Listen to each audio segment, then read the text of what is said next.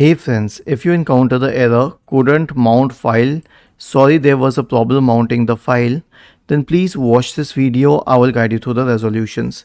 Now I have a path here, a registry editor path. I have shared it in the description section of the video. It will exist on your system, so simply copy it as it is. Search for registry editor in the Windows search bar and open the registry editor window. Okay. Now copy this path as it is in the address bar. Hit enter. It will take you to a certain path. Now in the right pane you might notice two entries called upper filters and lower filters. Right click on the upper filter, select delete and click on yes. Right click on the lower filter, select delete and yes.